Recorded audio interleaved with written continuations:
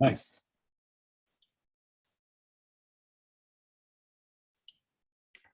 So I can see myself on YouTube with a 20-second delay. So just in case we say anything odd, we can hopefully just shut everything down.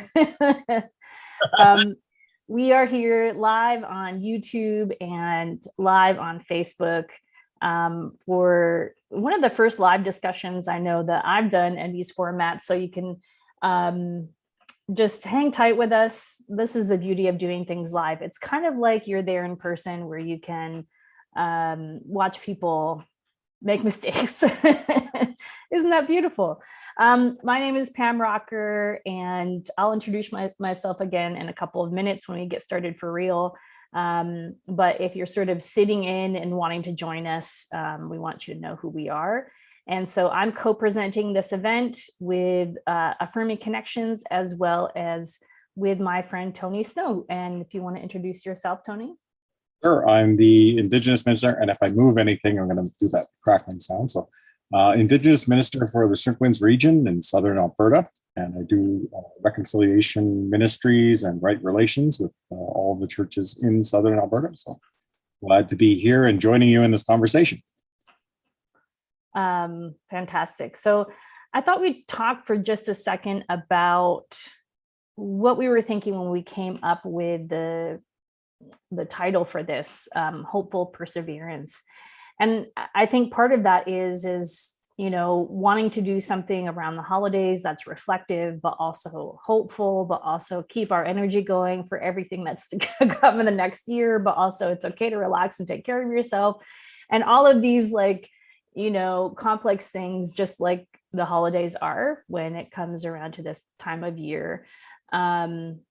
Holding the things that we've done with gratitude and exactly what the title of it is. And so we wanted to celebrate folks who have done, really amazing things and worked in a lot of ways, not only this year, but in, many years before, but specifically sort of what they've been involved in this past year, to reflect on that.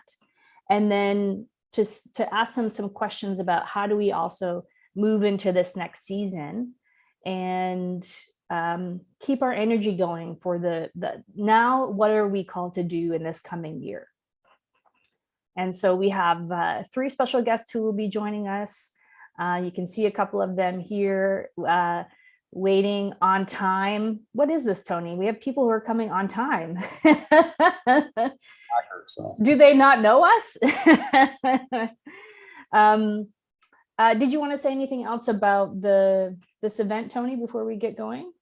A very momentous year, just in terms of the finding of the children, and then the response of Reconciliation Day being announced and formally made one of our national holidays. But there's also like the most recent conversion therapy ban that was put in place for Canada and got royal assent on December 8th. And so there's all of these, I think, opportunities and wins that I would hesitantly call them. But there's also this sense that these are small victories. And these are small things that yes, we need to take time and we need to celebrate. But we also need to understand that there's a broader journey. So one of the things we talked about, I sent that message to you talking about, well, it's like we've just gotten out of the driveway. We've made the first turn onto the main road. Mm-hmm. There's the journey ahead. So that's kind of the thinking behind coming together and reflecting on that, especially as we come to sort of a year-end time. So. And as we go throughout this time, we will be watching our Facebook feed and then also on YouTube as well. So if you're able to do anything in the chat, you can write in questions and we'll try to get to those as we can. Otherwise, we're just really excited to, continue to have this conversation with these folks. So I wanted to introduce one of the first people that we're going to be talking to today, which is Dr. Christopher Wells. And Chris is an associate professor and Canada Research Chair for the Public Understanding of Sexual and Gender Minority Youth at McEwan University. His scholarly work specializes in LGBTQ2 youth, health, education, sport, and culture. And he serves as the editor-in-chief of the International Journal of LGBTQ Youth and has been engaged in many groundbreaking educational projects such as nohomophobes.com and Pride Tape, which is really cool, which is now used by all 32 teams in the National Hockey League. So Chris is a really phenomenal person and leader. And one of the ways in which I have gotten to know him more in the past couple of years is through the efforts that Chris and many other folks have made to ban conversion therapy practices of all kinds, both in Calgary and Edmonton, many other municipalities in Alberta, as well as on a federal level. And so we know that there's been some progress along those lines in the past couple of weeks, which has been really exciting. And so we just want to check in with Chris to ask a little bit about where he's at around these things and beyond. So welcome, Chris, to this conversation. Thanks to both of you for having me and to our other guests. I come to you today from Edmonton and Treaty 6 territory.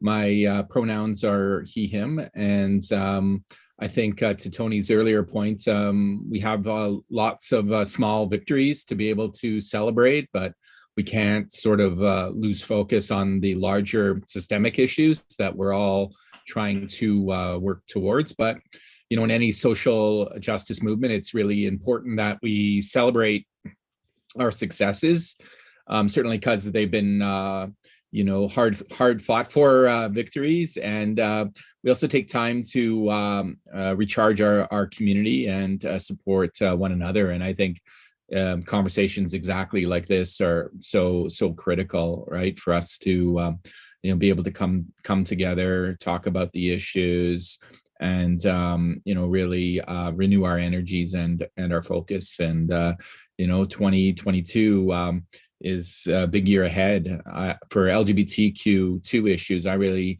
often say that I think the next 10 years are the most important ones.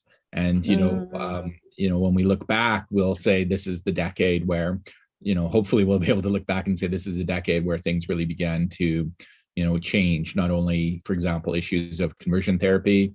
We're hoping that leadership here in Canada will go international and support other countries to protect LGBTQ2 persons from these horrific kinds of abuses. We also have some news on the blood ban as well, a commitment to change that discriminatory policy to a behavior-based policy that applies to everyone, regardless of their sexual orientation or your gender identity. So, that's been a long overdue promise that hasn't been delivered, and we're still waiting. But hopefully, the end goal is in sight. Yeah. And, one thing that I really appreciate about you, Chris, is you do bring sort of that, you seem to do it naturally. I'm sure it's because you've had to sort of personally keep hope alive in the myriad of, very, very hard and very heavy things that you are surrounded by. And so in terms of, especially, as we look at sort of this past year in perspective, what do you think has been, your focus in this past year? And if you can tell us a little bit about how that has gone. Yeah, I think gratitude is a big focus, right? Gratitude that we do live in this country and in Canada. When particularly for the LGBTQ2 community, when you look around the rest of the world, there are more than 70 countries where being LGBTQ is still a crime, including several where it's punishable by death. So, we do have, tremendous privilege. And I always think about how do we use that privilege, not only to better our own society, but, globally and internationally as well. So, the past year for us, living through a pandemic and surviving a pandemic. I always like to remind people that things are not back to normal, even though some places would tell us that. Just sometimes getting out of bed can be, in the morning when we're dealing with this anxiety and this uncertainty can be a small victory. So to be kind on ourselves, particularly we know for the LGBT community, many have been cut off from important support networks, community spaces, which for many are the only safe spaces, particularly for LGBTQ2 youth who have had to recloset themselves because they've had to be perhaps stay in unsafe home environments as well. And we know that the longer this goes on, the larger toll that plays on our mental health and our well-being. So, it's all the more important that we celebrate the successes that we are able to achieve. And in particular for conversion therapy, really the success and the credit there goes to the brave and courageous survivors who've spoken out all across Canada. They're the ones that have changed Canada through their tireless work, putting themselves and their identities out there on the line, facing these kinds of attacks and these criticisms. And I just have so much, respect. And that's how social movements happen. They don't happen from any one individual, but from, a group of people, a community coming together in common purpose. Sometimes, we have the privilege to help to break the trail. It's Alberta and we have snow on the ground and it's cold. So, that metaphor always reminds me about, when we do break the trail, we create a path for others to be able to follow. And over time, the more people that follow in that path becomes a road, and that road then becomes a highway. And, more and more people are able to travel with greater and greater ease. So I really give all the credit and recognition to those survivors, many of whom we know in our own communities who spoke up at our municipal levels when there were bylaw hearings, have been advocating to their provinces and territories, and had been instrumental in helping the federal government see the importance of criminalizing conversion therapy, because without them, we wouldn't have the success, and Canada would be a less safe place, than it is today with this new legislation coming into effect in early 2022. Yeah, go ahead, Tony. When we think about movements, and when we think about the ways in which we are building, it is a generational movement. When I think of the LGBTQ movement, I think about ACT UP, and I think about the AIDS crisis, and how that forced people to reassess how they were going to advocate and how to break down some of the barriers. And we've seen that the fruits of that come forward in the work that's been done over the last 20 years, since the 2000s.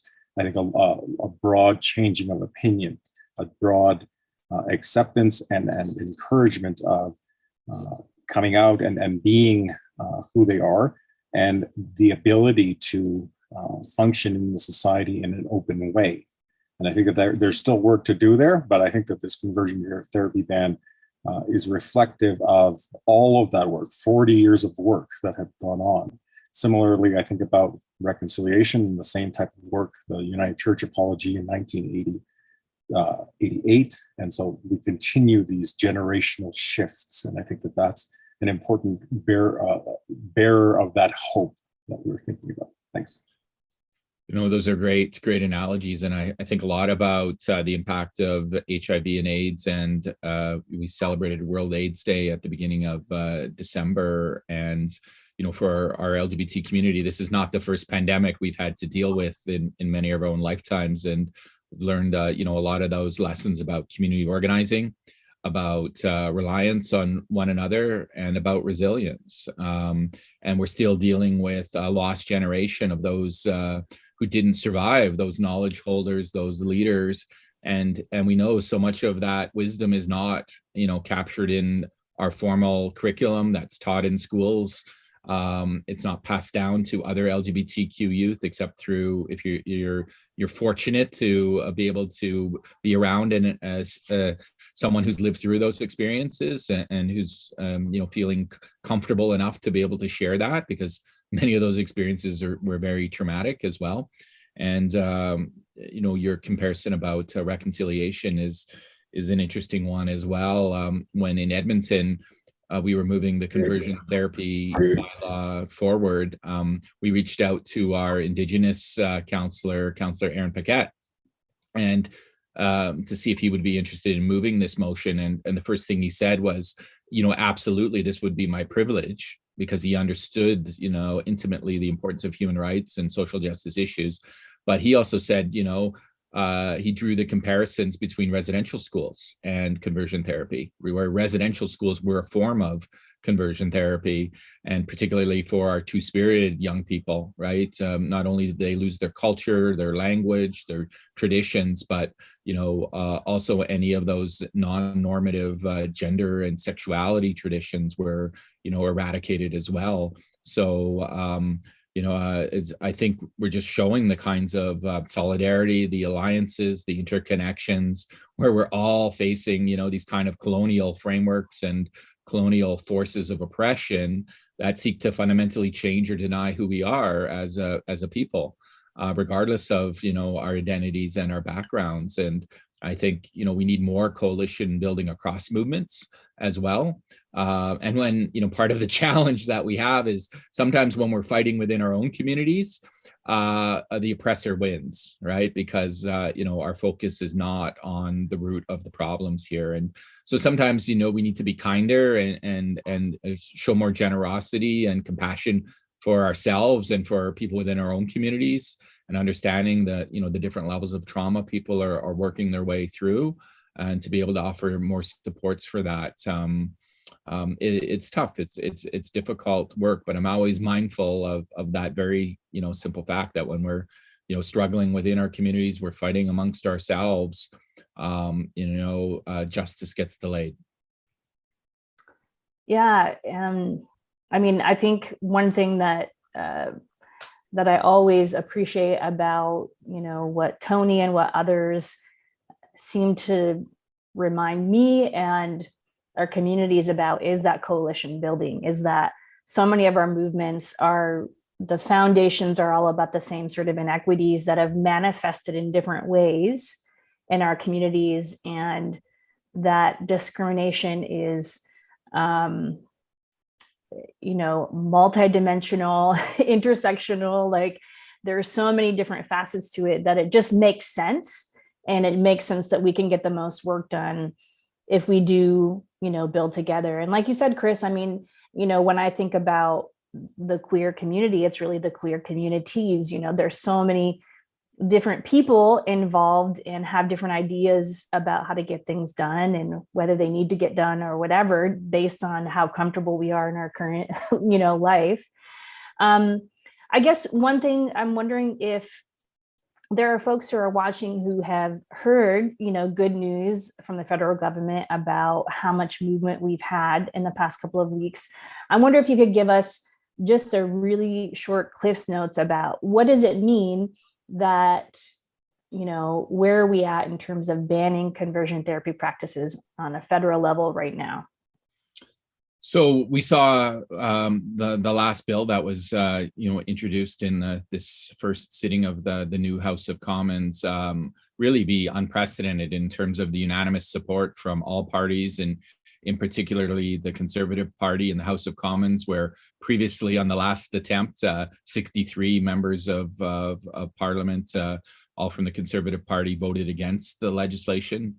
And so I think maybe this is signaling a turning point where LGBTQ issues will not be seen as, issues that can't be supported by conservative members.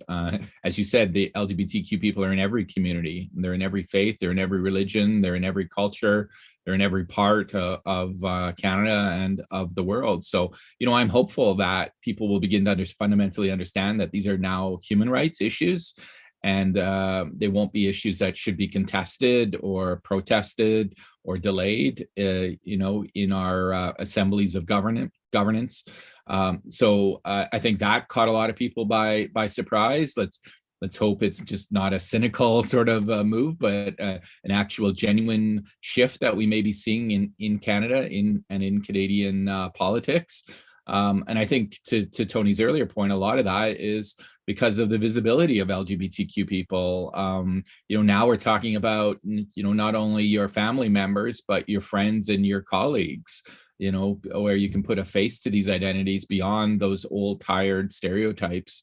And we saw that, unfortunately, those stereotypes still exist with many of those groups that, oppose banning conversion therapy and still believe that, fundamentally there's something wrong with being an LGBTQ person, that you're immoral, that it's a pathology or a sickness or a form of evil or sin. And I think what gave me great hope out of all the work at each level of government to ban conversion therapy were the faith communities that came together and led by yourself, Pam, in Calgary, to really counter that message, right? That, faith can be affirming and an embracing of a person's sexual orientation and gender, identity. We know that there's still a lot of work to go in those particularly, maybe far right, more conservative faith communities. But I think a lot of that is changing. I'm seeing change, for example, in this new generation of leadership in Catholic school systems as well, that once banned any, rainbow flags or symbols of support, and now they're becoming much more commonplace. We absolutely still have a lot of work to do, but I'm starting to see some cracks sort of emerge. I have a slogan up on my wall that says, struggle, hope through the cracks. Right. And that's where the seeds get planted and the growth can happen. Just to remind ourselves that, through those cracks, sunlight can appear and give us hope and, some nurturing for the social change and social justice that we're seeking. So the conversion therapy is, even though we have legislation, there's still important work to be done. And we still want to see the government provide education. Changing the laws is one thing, but changing people's minds is something else. So, to provide education, to provide this visibility and awareness in some of those faith and cultural communities that are still not open and safe spaces for LGBTQ people to be visible or to be welcome, or what we hope is to be affirmed and celebrated, not just tolerated. I really hate that word, tolerance. I think it's a very power-laden concept where you get to invite somebody to sit at the table, but you still think it's your table, and you get to pick and choose who has the privilege or the right to be there, rather than people having that right on their own. So, and then I think again about support for survivors, and we still want to see a government program that allows opportunity for them to be able to access counseling and supports to be able to heal from this abuse and trauma. Many who, 40, 50 years later are still suffering from, these egregious practices of trying to convert or change or suppress their very identity, their very essence. And as well as potentially a compensation fund to be able to, help them just to move forward in their lives from all the lost opportunities. And this goes back to a government at one time, of course, that we know was part of purging people out of the police, the military, and the public service, as though LGBTQ people were defective or not trustworthy to be able to be in those kinds of positions in our society. But again, a big part of us moving forward is about what are we teaching young people? What are they learning about in their schools? And certainly here in Alberta, we're having lots of discussion around the proposed curriculum, particularly at the K to 6 level, and there's still not any significant inclusion of LGBTQ issues, identities, communities, or cultures in that curriculum. So how do we expect to change prejudicial and discriminatory attitudes if young people aren't learning at an early age and in an age-appropriate way about these realities? It's as though a government is trying to write LGBTQ people out of history, and we know that without a past, it's very hard for you to dream of a future. And that's what we're denying our young people, is a future full of love and hope, right? And to feel space and place for them to be, welcomed in their identities and to contribute, to Canadian society, to see their identity as a gift and as a talent. And I think for too many young people that I've worked with over the years, they've heard the message that there's something wrong with them instead of hearing the message that there's something beautiful about them, right? And that they have these gifts from our Creator that they need to take out into the world and to share with the world those gifts and those talents. We like to say, you're beautiful and normal just the way you are. You don't need to change. It's the society around you that needs to change. And that's where we really need to focus on those systemic and those structural, forces of discrimination and prejudice that really end up dehumanizing so many of our vulnerable and minority communities who are told that they're less than everyone else, right? Through the very daily act of existing and trying to, navigate our systems and our structures that are out there and in place to support, some identities over others. So that's really why I think issues like changing laws, like conversion therapy, are about more than just painting rainbow sidewalks and raising pride flags, which are all important. Those are incredibly important signs of visibility and support, but you got to back it up with systemic actions.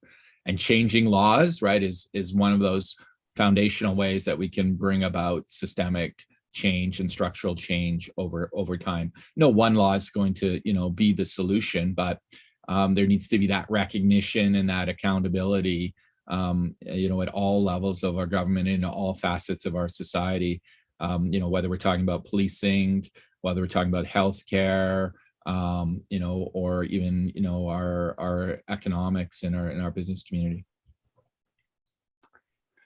Thank you, Chris. I mean, I think it can be overwhelming even when we think about how much there is to go. But one thing that's come to mind, even as you were talking about it, is many of the folks who may watch this who are around the Alberta area, or even, have supported from afar, were involved in municipal campaigns or provincial campaigns to ban conversion therapy in their area.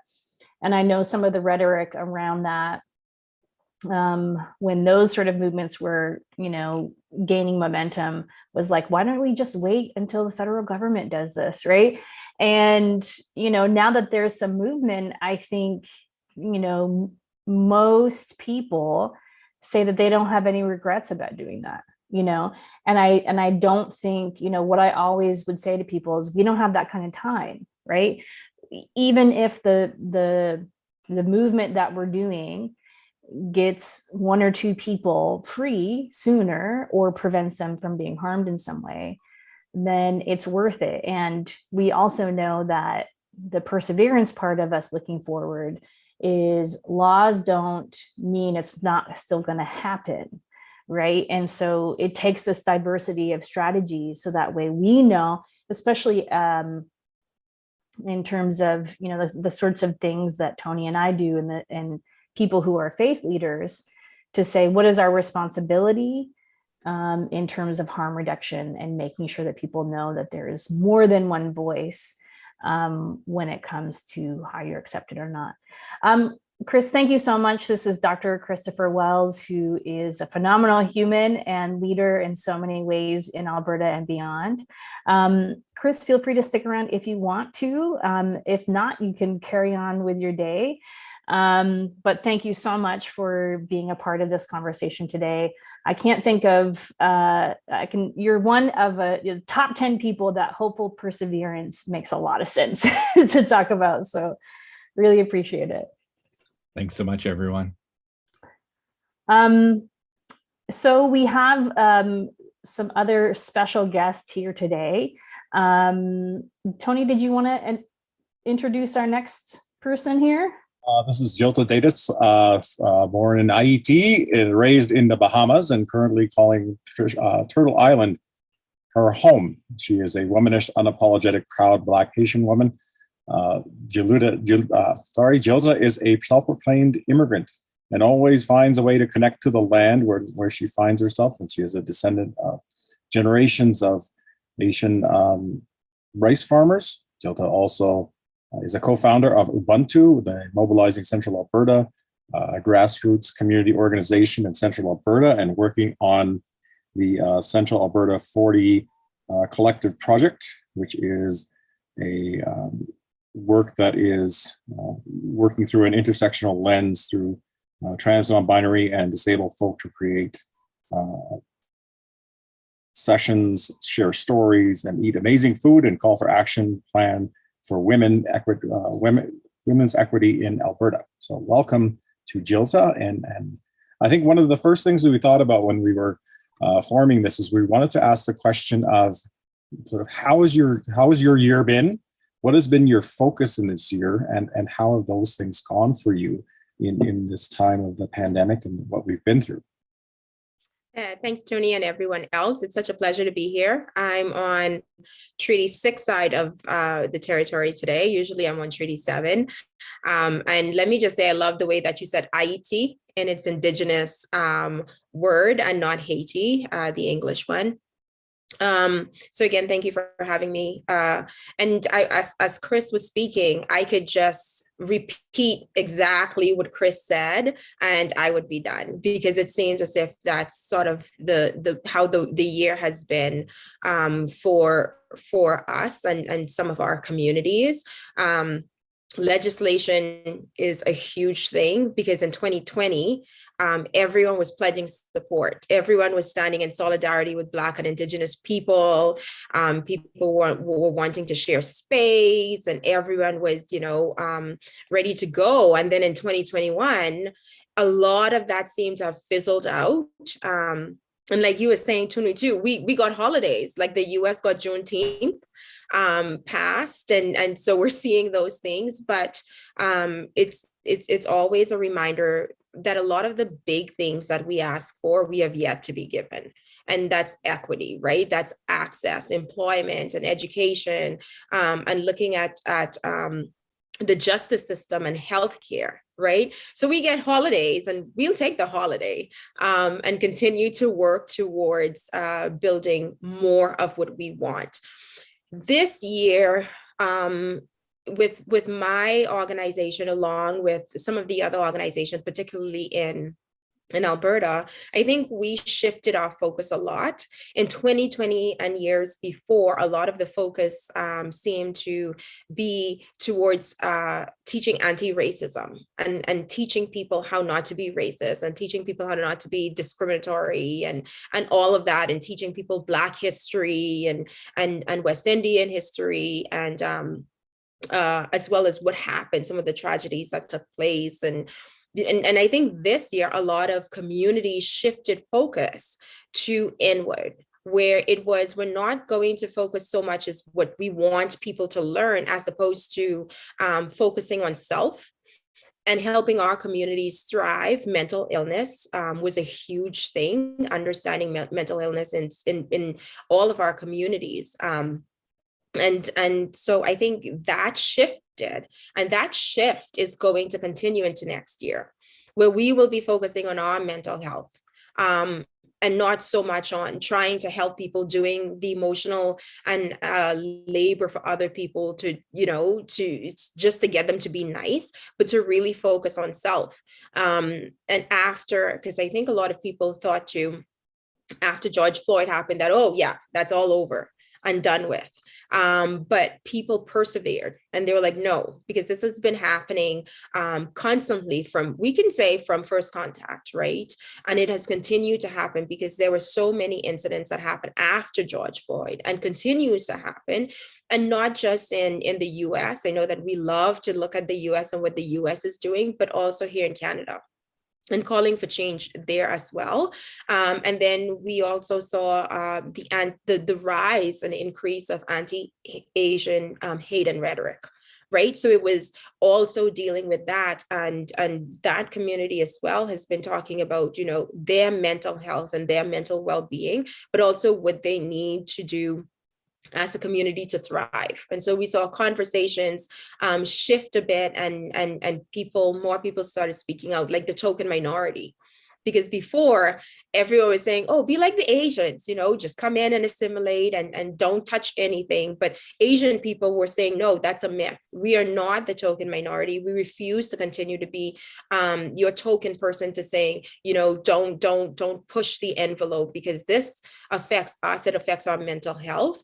And so I think going into 2021, it's going to continue to be the focus, where we are focusing on our communities, their well-being, their wellness, that they're able to thrive, that they're able to live well. Because for such a long time, we've had to be resilient, and we've had to be the ones who were just surviving. But I think with 2021, really hoping that we get beyond surviving and that we're actually thriving in all of the various ways that we should be allowed to thrive. It's very true. Thank you. I like your comment at the very beginning there, talking about the holidays. And so we each got a holiday kind of thing. We each got something to celebrate. And a very, I look at it cynically, and that this is the least that someone can do. And that if had dealt with the issue, we wouldn't need the holiday. So a lot of the issues that remain are challenging in themselves, and we are dressing it up versus trying to, and this goes into the reconciliation conversation we'll have after this. But one of the things that reminded me was that in this time, so in the end of November into December and all of this time, we have the International Day for Tolerance. We have the International Day for Elimination of Violence Against Women on November 25th. We have World AIDS Day. We have the International Day for the Abolition of Slavery, December 2nd. We have the International Day for Commemoration of Dignity of Victims of Criminal Genocide, December 7th. We have Anti-Corruption Day. We have Human Rights Day. We have International Migrants Day. We have International Human Solidarity Day. All of these days we can be celebrating, but how are we changing? How are we making those, erasing the need for those days and improving ourselves, learning from the past, learning from the gaps that we find from COVID, and how do we change who we are into the future? And I think that's exactly what Dr. Wells was saying and what Pam was saying about how we do that. Pam, do you want to add into here? Yeah, Dieulita, I was thinking, while you were sharing, and it's like, oh, I just removed the spotlight on myself. That's okay. I guess when I think about this last year and what I have learned, it is kind of overwhelming, because in some ways I don't even want to think about what I've learned. I just want to be like, okay, I just know I need to keep working on stuff, help other people, and work on myself and whatever. But I think sometimes it is worthwhile to say, okay, what is something in my own sense of internal change, as we have gone through forced isolation and big and small wins in ways, and sometimes a couple steps backwards. So I wonder, for you in this past year, what do you feel like you've learned? What makes you feel like you can go into, you kept saying, 2022 into this next season with some hope? I think it's people. And like good people, like being surrounded by good people who have held me throughout the past few years, like not just within the last year, but even prior before. Because there's sometimes the burden is so heavy and you feel like the world is on your shoulders and it's crashing. And because even with the legislation, for a minute, I didn't know if it was actually going to pass. And so sometimes you just need people, good people, to hold you. And that's where community comes in, because I don't think I would be as optimistic as I am now without those people. And sometimes it looks like meeting Tony for coffee, or just calling and venting or sharing what's happening, right? And being able to know that there are people and that I'm not in this alone. Because I don't know if I would have even been hopeful in the least if I didn't know that I had people with me. People who support the work, people who are also in the work, who are sharing their stories as well. But really people who make space and who are able to hold me when I need it most. And I think just recently, one of the first situations that came to mind was dealing with the police on a particular situation. And I felt as if nobody was hearing me. Nobody was hearing me. But I was able to call a friend of mine who is Indigenous. I didn't even know her that well, but I just felt the need to connect. And she was like, "Oh, come and sit. Let's sit together." And for us to be able to share and for her to listen and to make space for me, and to offer a prayer for me and just hold me in that moment was all I needed, because I honestly did not know how I could continue, not just the work, but continue living in Central Alberta with things that were happening and how people saw me. Because there are times that I feel like I'm I think the Bible calls it like a brass, like making the brass sound like an empty brass. That's how I feel sometimes, because it's like nobody's really paying attention or getting what you're saying, or they do get it and then they're like, "Okay, well, thanks for sharing, until next time," and that's it. And like, what do you do? Who do you talk to? How do you talk to when they don't understand that when people talk about Black history or policing Black lives, that it's not just one piece of who we are, but this is everything about us. It's a matter between life and death. It's a matter between children being educated or not. It's about access, right? And Chris was talking earlier about AIDS pandemic, as being Haitian. When that disease was in its earliest stages of discovery, it was called the 4-H disease. And that was Haitians, the H word that I refuse to use, heroin users, and hemophiliacs. Right. So those 4 people were branded, and being Haitian immigrants, people were denied visas. Haitians up until I think like early 2000s were not allowed to donate blood in certain parts of the world, especially in the US. And it took Haitian Americans going on the Brooklyn Bridge and basically shutting things down to say, hey, like this is not right. For people to take notice. And so people oftentimes, when they see us, they see that one piece of our identity, and to them it's just, why is it such a big deal for you to be open and LGBTQ? Why can't you just do that at home, right? Why do you always have to talk about Black lives and Black people and Asian and identity and culture and language and all of these things, which is so important to us, because those are the things that shape who we are. So people, good people who have been able to sit with me and let me cry on their shoulders, and help me when I feel like we actually need to get stuff done, to be like, okay, I'm right behind you, I got you. Is what I've needed within the past year, and I think what I will continue to need in the year to come. And Tony is my person. I call Tony up all the time, because it's good to have good people who understand what you're saying, and who's, when you're speaking about your lived experience, that it's not something so foreign that you have to deconstruct what it means to be your whole self.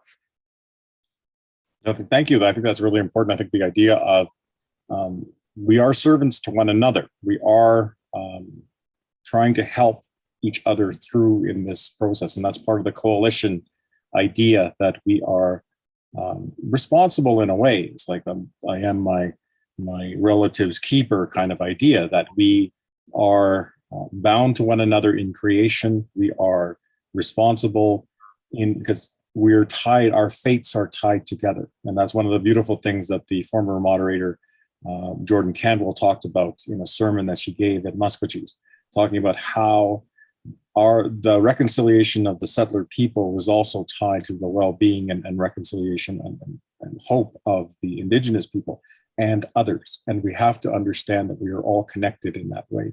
So I thank you for that, for your time, for coming and joining us, and you can sit as well, and we may get a chance to throw out some questions here. But we'll have Jake. Pam, do you want to introduce Jake here? Thank you for Sure. having me. Thank you so much. So I have the pleasure of introducing Reverend Jacob Van Pernis. He serves as an associate minister at Grace Presbyterian Church in Calgary, or as other people know, behind Cafe Bino. So that's how I know it the best. He has been involved in lots of different things, and he studied at Princeton Theological Seminary and is interested in missional theology, eco-theology, which is great. More people should do that. Self-aware leadership, nonviolent communication, and church transformation. And some of you might have been following a little bit of what Grace Presbyterian has been up to this fall around reconciliation and making that, something that they've really stepped into. So that's why we're curious to have a conversation with Jake today, and I'll give it over to you, Tony, to begin. Sure.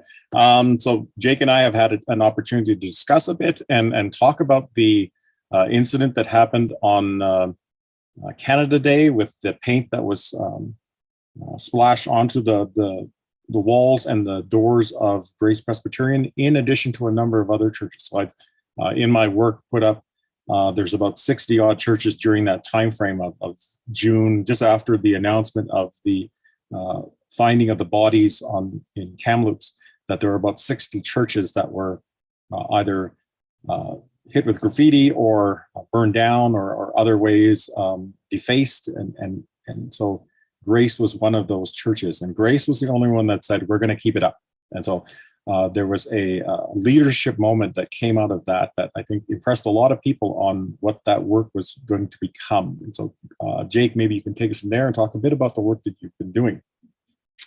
Yeah, thanks, Tony. Thanks, Pam. I will echo Dieulita's comment and just say that following both Dieulita and Chris in their work is a privilege and just an honor to be in this conversation today. So I'm coming from Treaty 7 and learning what it means to be a treaty person in the midst of this time. And so, yeah, the work at Grace really has, it's been interesting, and it's centered on some of the red paint. But really what the red paint made us recognize is that the importance of relationship and how we really needed to form relationship with our neighbors, in particular our Indigenous neighbors. And so it's been a journey of forming relationships with people and learning and growing what it means. I think Dieulita hit it just really well just a little while ago around caring for one another and being in relationship with one another. And Tony mentioned that, within the treaties, the treaties can be founded on the hopes of settlers also being shared. Well, the hopes of settlers being for the well-being of our Indigenous neighbors. And so that's really where I think the work is going, is we're trying to learn about the well-being of our Indigenous neighbors. And so trying to take in, and not in an extractive way, but in a way that is generative and hope-filled and meaning-filled, learning from our Indigenous neighbors of what does it mean to be in relationship with one another. And so the work has been really, it's been good, it's been challenging. There has been, Tony came and sat on the steps with me of Grace for a number of days, and we had conversations with members of the community. And those conversations are always interesting, because I think what relationship also invites us into is it invites us to listen deeply, and listen deeply to those thoughts and opinions and ideas that resonate with us, but also we have to listen deeply to the thoughts and opinions and ideas that may not resonate as well with us, and think creatively about how to both be in conversation with those ideas and hold space sometimes for those ideas in a manner that also allows for stories of transformation to take place. And so I've just been really grateful and honored to be able to share space with Tony and with Tony's brother John, with Tony's sister Gloria, with Tony's nephew Kyle, and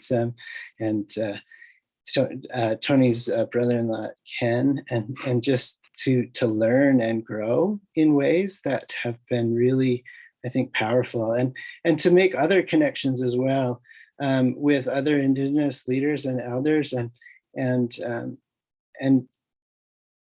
just to be open to the learning that is there, and recognize that the relationship piece is important. And one of the things that I've had to learn is that I will make mistakes, but that I can also, if there's a relationship there, it is a lot easier to be able to ask for forgiveness around those mistakes. So I know when Tony came to speak at something that Grace held,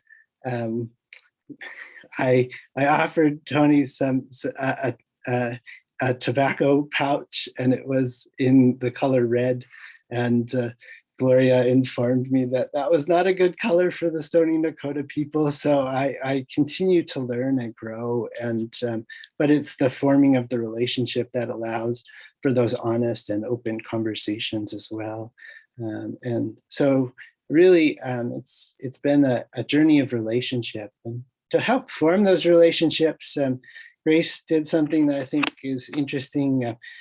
Besides leaving the paint up, we held a community service of lament, and allowed for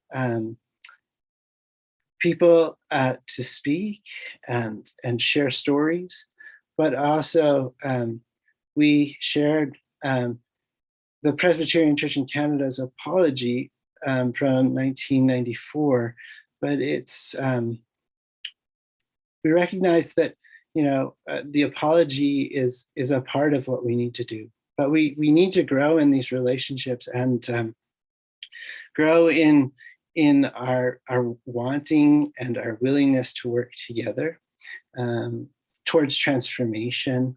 And we've said this, I think, from the start, that it's called the Truth and Reconciliation, or Truth and Reconciliation Commission, and it has to start with truth. And so a part of this is also speaking truth into this, and not being afraid of the truth that is a part of my organization's complex history, but the complex history that is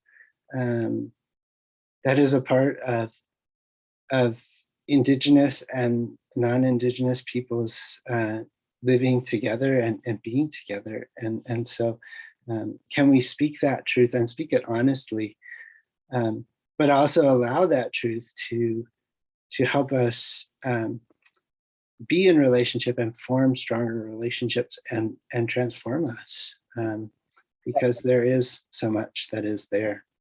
One of the things I think is important about that, and one of the things that applies to a lot of the things that we're talking about, is that truth calls us into an agreement of shared facts and to an agreement of shared realities. What's going on, how this is affecting my reality versus yours, and how we share that space. And truth is an important part of that connection. that we are being honest with one another, that we are taking ourselves down a notch in terms of our humility in order to have that conversation a lot of times. And it's a release of power. It's an enabling of others to speak, giving that power over to allow them to share in this space in a way that brings them in as equals. And that's an important practice, I think, especially for the church and especially for governments, when we start talking about how bureaucracies are only railroading policy over people versus trying to bring us to a different understanding, bring us to a different sense of awareness and sharing. And I think that that is one of the important bedrock foundations of what it means to be community, is to be able to speak to each other in truth and in honesty. And I think that will lead us to reconciliation. That's a form that we need to investigate more, because you don't have a lot of practice at it. Pam, do you want to add anything? Yeah, I think, Jake, when I was thinking of, I guess what a lot of faith communities' responses would be to get red paint splashed on their door, right?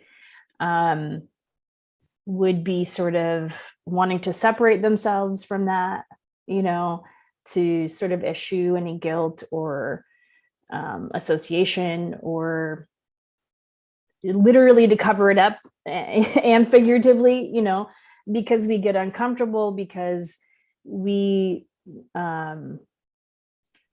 doesn't feel good. We want to, feel like we're doing the right thing and we're on the right path, and we can sort of point to the programs we're doing, and, we don't want it to be messy.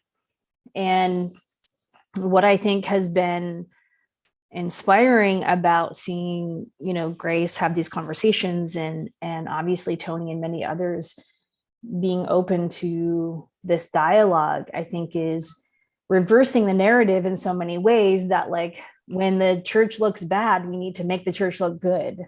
that is, we don't have to rush to cover up the truth. And that is actually part of our growing. That's actually part of our relationship. And I think that's what we've been searching for and wanting to, and still looking at doing for the queer community in so many ways. It's just like, we don't need to go back in time and say it actually wasn't that bad, or we don't need to try to cover all of this up. And we can still hold our faith as something really important to us. We can still say our churches are important, and we can still say they need to be transformed. And so I guess, I wonder, what would you encourage, as we look at 2022 and this sort of hopeful perseverance looking ahead, if there are other leaders who are in positions where they are feeling uncomfortable, they're not really sure what to do. What are, what's maybe like the one thing that you would say, like, to follow against our instinct to just want to be comfortable and wanting things to be, peaceful and for us to look good? How can we get against that instinct to try to do that? Does that make sense? Yeah, for sure. And I think it's a great question. I think one of the things that we have to do is we have to embrace the uncomfortability of that. And I think there's also something about taking time. And it's not that the action can't be immediate, but it's that there is this that desire to want to look good is super strong. But I think it's really about being okay with being uncomfortable, being okay with the idea that maybe in our vulnerability, there's actually a whole bunch of strength there, and that vulnerability opens us up to new possibility and new creativity that trying to look good just doesn't allow for. And so when the red paint was splattered on our doors, I came and sat with the paint for quite some time. And what came to me was I was mad about red paint, but as I sat with it for a longer time, I also recognized I was mad about what it represented, and that was more powerful than my anger over, a building looking pristine. That this, I think that's where maybe what Tony was saying around truth and truth opening us up to relationship is really important. That when we're able to share our truths, it does open us up to relationships, and relationships that are powerful and meaningful and generative, more so than just sort of covering up what may be messy in our past. Embrace the mess, and it's uncomfortable, but it does lead to, I think, transformation. Thank you for coming, and thank you for being part of this discussion. Feel free to stick around. I'd like to introduce Adele Halliday as our next person to come in and talk to us about this leadership role.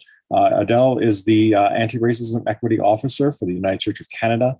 She formerly worked in the national office since 2004. She is the lead on this anti-racism strategic plan that's going forward for the United Church, and the work that has been continuing since 2002 with a lot of, so maybe you can give us a history, talk about where this is going. Sure, great. Thank you, Tony. Thanks for the invitation to be here, and hello to everyone. So you've heard my name is Adele Halliday, and I work as the Anti-Racism and Equity Lead Staff at the national offices. And I, among others, am giving some leadership to our role on our work on anti-racism. In 2 years ago, or last year, sorry, the United Church recommitted itself to anti-racism work, a work that's been going on for decades, but this was a deepening, expanding, further engagement in doing this work. And as part of that, named that we needed to do this work prayerfully, but also with a plan. So together with the Anti-Racism Common Table, one of our national committees, and Tony's a member of that table, along with many others, have been doing some work on developing an anti-racism action plan. This is a plan for the whole church that would have some ideas around, when we think about anti-racism work, it can be so broad, and a number of people have said, we don't know where to start. We're deeply committed to doing anti-racism work. We want to do it in our communities, but where do we start? And how do we know we're kind of headed in the right direction? And this plan is hopefully one way of starting to get at them. So the Anti-Racism Common Table, its national committee, has been doing some discernment over the past year to think about where we are as a church and what might be helpful for us to name at this time, and have named 5 themes that will be part of the plan itself. And those themes are: one is education and awareness. Another is advocacy. Another is governance. Another is theology. And another is healing and accountability. And each of these areas will have some goals that we think would be helpful. Kind of, what are we aiming for in these areas? How do we begin to focus this? And anyone will be invited to think about how they might participate in the plan. So people across the church, you'll receive the plan. You'll see it in the new year with the goals. It'll kind of name the themes and the goals. And an invitation to think about what might this mean for you in your own context. Are there some of these things that you might be able to pick up and think about and maybe implement or work on in your own context? Are there some goals that you think, oh yeah, that's really where my community faith is at, and we'd like to do some work on that? So it will be very invitational. We'll have some suggested activities to go alongside it. So some ways of continuing to engage in this work even more strategically. Now, of course, many of us across the church are at different places in our terms of our learning and our background and so on. And the plan is expansive enough that it will hopefully enable all of us to engage from our different places and spaces and contexts. So you can look for the Anti-Racism Action Plan in the new year. As well, one thing that has happened this past year, but will still be available in the new year, is the 40 days of engagement on anti-racism. And some among you may have participated in that, have written for it, or viewed some of the content that's there. It's for 40 days. We ran it intentionally from just after Thanksgiving to just before Advent, but the content is still available on the website, and each day for 40 days has opportunities for learning on a theme, faith engagement, children's activities, ideas for advocacy, group commitments, and more. So that's all still there. There's videos that have been posted with some key leaders talking about different themes that they've written about. There's an upcoming retreat at the end of the month. So there's different ways of continuing to engage, and that content will stay there. So if you wanted to explore it in Lent, for example, or any time of the year, that will still be there. So those are a couple of things that have been happening and will be happening. Anti-Racism Action Plan, 40 days of engagement.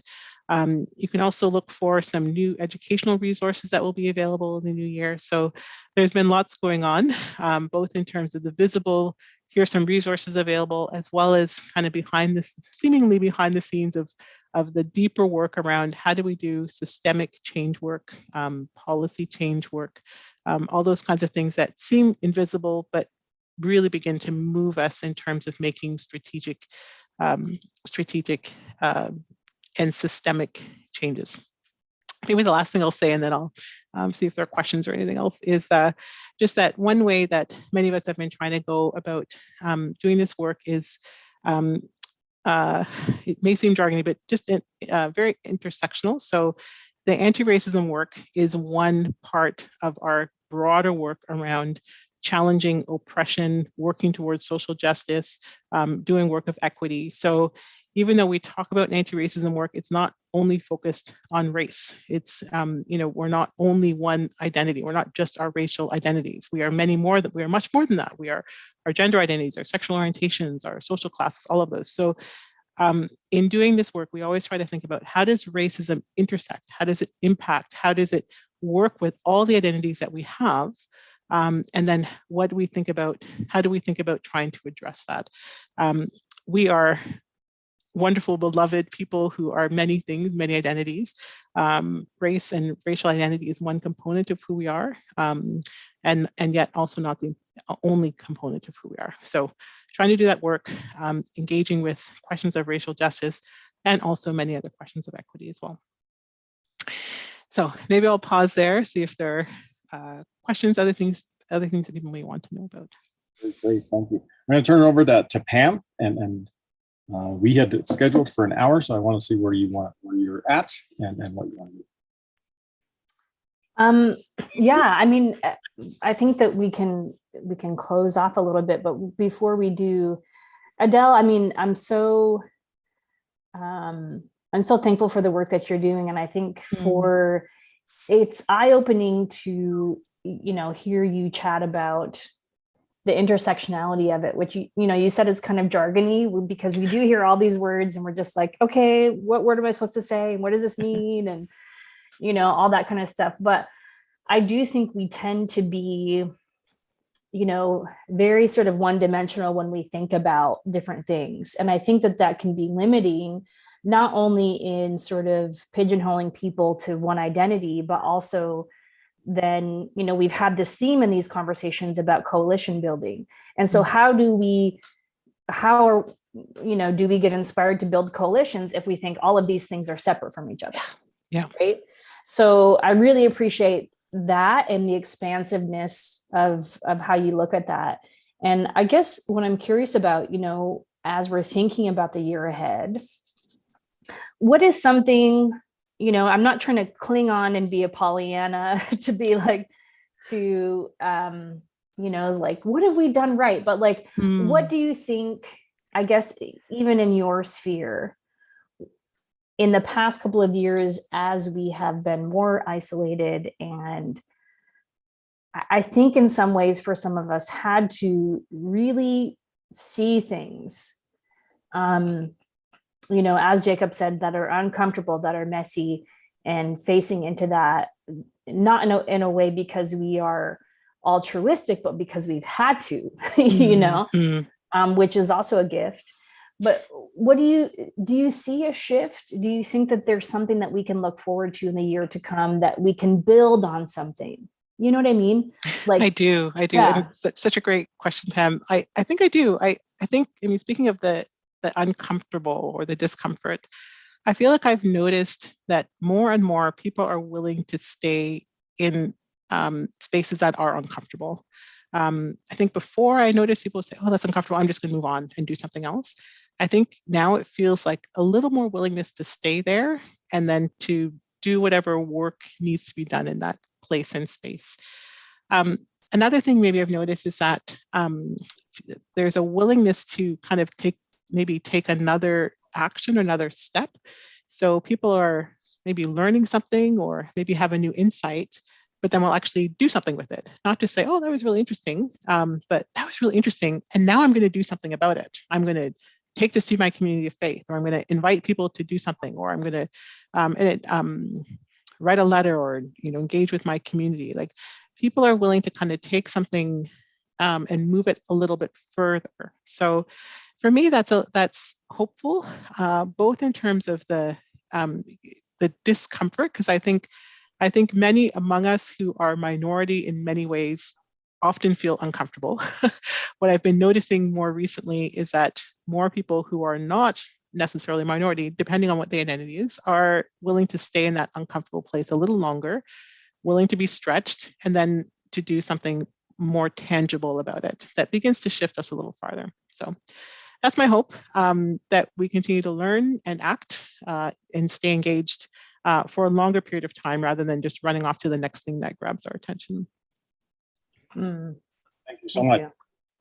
I think that, and thank you for that recap of the place of the United Church and how we're working in this sort of coalitional and constructive way. I think that has been sort of a leading role again. When I think about the United Church, I think about that's the place where that made the first apology. That's the place that took on a lot of the challenges and has been trying to lead in a good way about some of the things that we are confronted with. And so I thank you for your work and what you're doing with the common table and with all the other groups and the planning.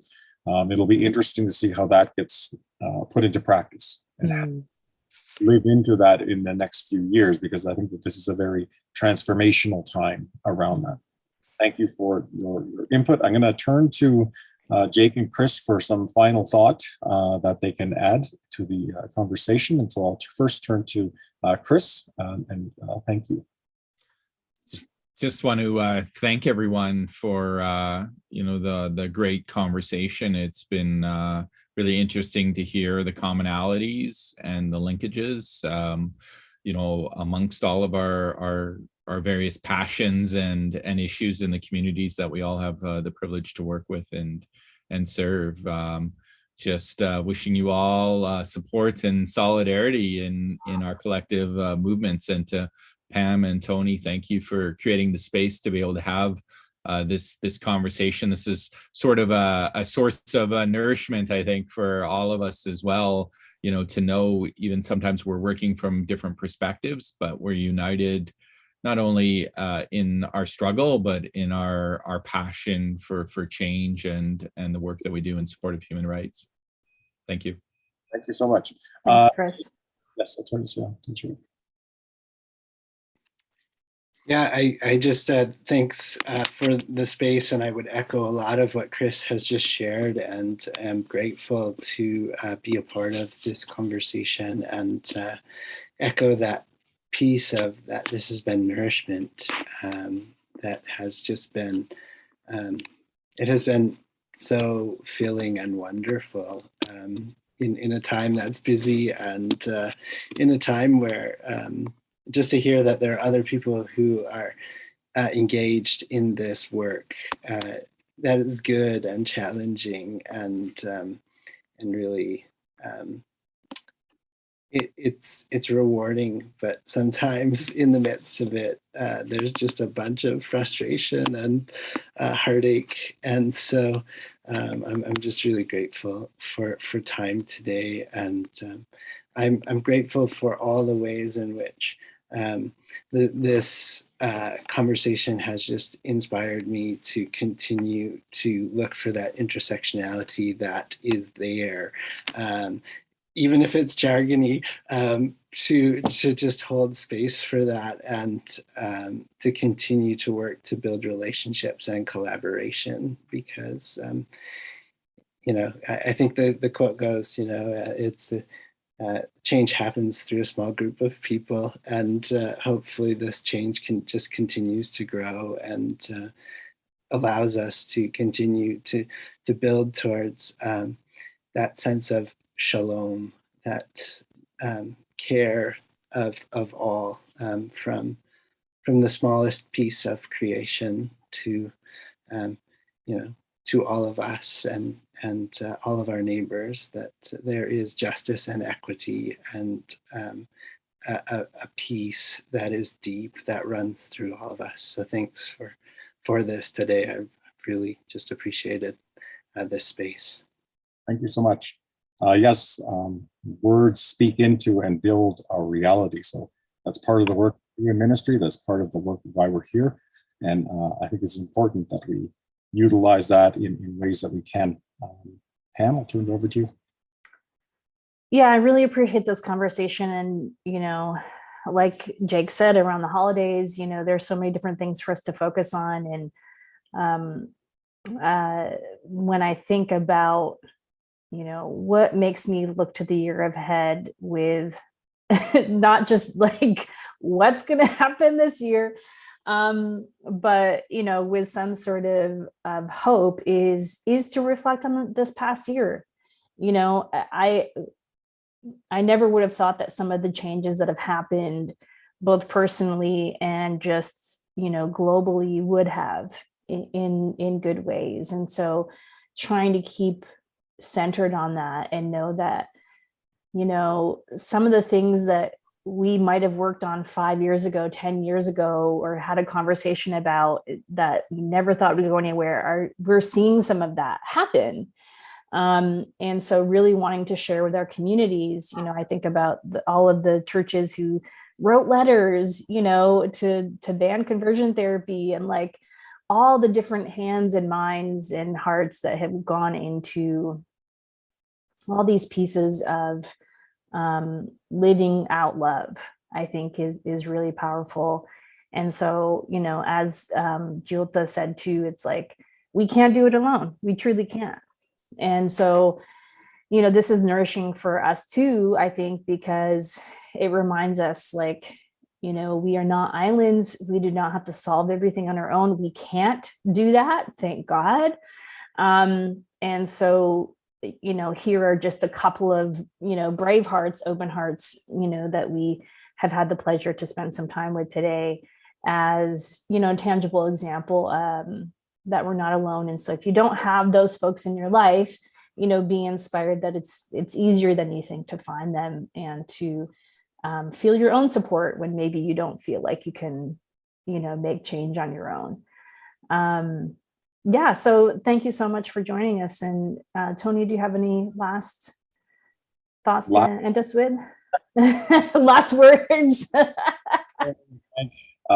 Chris and Jake, Adele and Dieulita for coming and being part of this. And thank you for the work that you've done over the year and the work that you did to put this together, how we need to continue these conversations. And I think that is a good reflection to end on. And so we thank everybody for coming. Thank everybody for taking part in your comments and chat. And this video will be posted or will be there for others to come and visit. And so we're appreciative of that, because that gets our voice out there. And I think that makes us feel like we're doing part of our work in this together. And so thank you to everybody, and have a blessed season, however you celebrate. And we will look forward to the new year and to coming back to continue the work and continue our path in our separate streams that we do, and hopefully come together again next year.